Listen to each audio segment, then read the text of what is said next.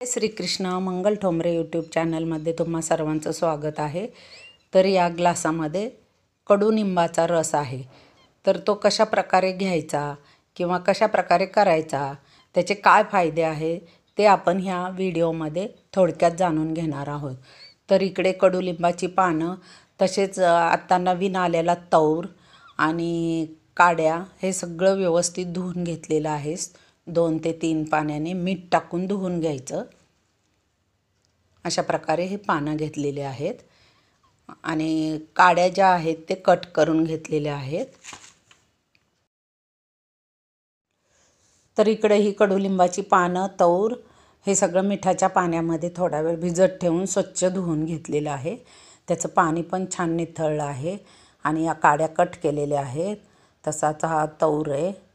हे सगळं तिन्ही वस्तू टाकून थोडंसं पाणी घेऊन मिक्सरमध्ये छान त्याचा रस काढून घेणार आणि हा रस आहे ना, एक काचेच्या बाटलीमध्ये भरून ती बाटली फ्रीजमध्ये ठेवणार। तर तुम्हाला 8 दिवस तरी आरामात हा रस जातो। दररोज थोडा थोडा घ्यायचा। एक छोटा अर्धा ग्लास घेतला तरी भरपूर आहे। सकाळी एकदाच घ्यायचा अनुशापोटी, म्हणजे काही न खाता अगोदर पहिला हा कडुनिंबाचा रस घ्यायचा, त्याच्यानंतर अर्धा पाऊण तासाने मग तुम्ही खाऊ शकता। तर त्याचे कडुनिंबाचे काय काय फायदे आहेत ते आपण थोडक्यात जाणून घेऊया। तर कडुलिंब हा तर आयुर्वेदिक घटकच आहे। आठवड्यातून 2 ते 3 वेळा थोड्या प्रमाणात कडुनिंबाचा रस घेतला तर रक्तातील साखरेची पातळी नियंत्रित ठेवण्यास फार मदत होते। तसेच कडुनिंबाचा रस यकृत आणि मूत्रपिंड स्वच्छ करण्यास पण मदत होते। तसेच चांगले पचन आणि शरीरातील विषारी पदार्थ काढून टाकण्यास पण कडुनिंबाच्या रसाची भरपूर मदत होते। तर जेवणापूर्वी दिवसातून एकदाच हा रस घ्यायचा। तसेच जर केस गळती होत असेल किंवा केसामध्ये कोंडा झाला असेल तरी हा रस फारच गुणकारी आणि लाभदायक ठरतो। त्याचा रस अगदी केसांच्या मुळांना लावला ना तर केस गळती पूर्णपणे बंद होते। तर या कडुलिंबाला आपल्या आयुर्वेदामध्ये कल्पवृक्षच म्हणलेलं आहे, कारण खूपच गुणकारी आहे आपल्या आरोग्यासाठी। तर ऋषीमुनींनी तर भरपूर कडुनिंबाविषयी लिहून ठेवलेले आहे। तर याचा आपल्या आहारामध्ये थोड्या प्रमाणात तरी वापर केलाच पाहिजे, त्यामुळे आपल्या शरीरासाठी अनेक फायदे होतात। तर आता हा सगळा वाटून होत आलेला आहे। एकदम छान कसा हिरवागार रस दिसतोय, पण चवीला अगदी कडू। हा चवीला जरी कडू असेल तरी पण त्याचे परिणाम फार गोड आहेत। त्यामुळे आपण नक्कीच याचा आहारामध्ये उपयोग केलाच पाहिजे। तर आता थोडीशी राहिले, ती पण आता थोडी थोडी वाटून घेणार।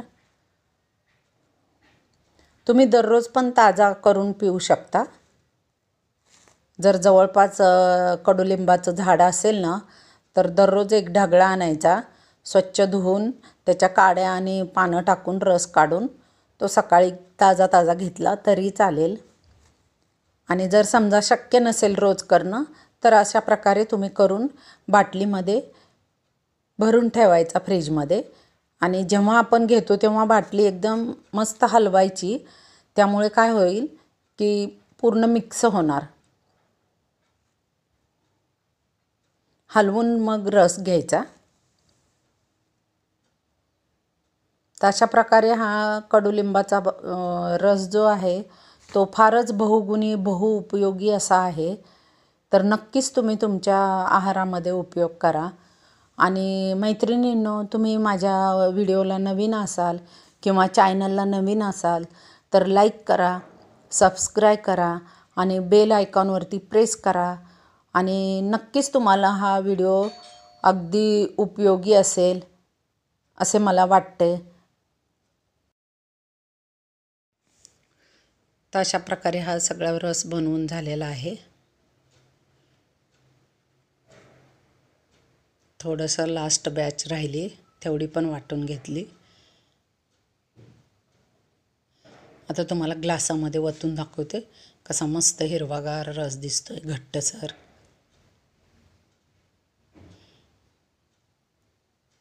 तर लाईक करा, शेअर करा, सबस्क्राईब करा.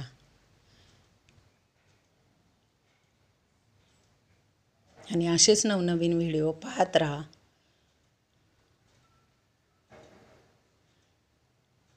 नक्कीच तुम्ही पण अशा प्रकारे रस बनवून पिण्याचा प्रयत्न करा. खूपच शरीरासाठी फायदेशीर आहे, अगदी फारच उपयुक्त आहे. मी स्वतः पण त्याचा उपयोग केला. झालेला आहे बनवून. त्याचा तुम्हाला ग्लासात ओतून दाखवते.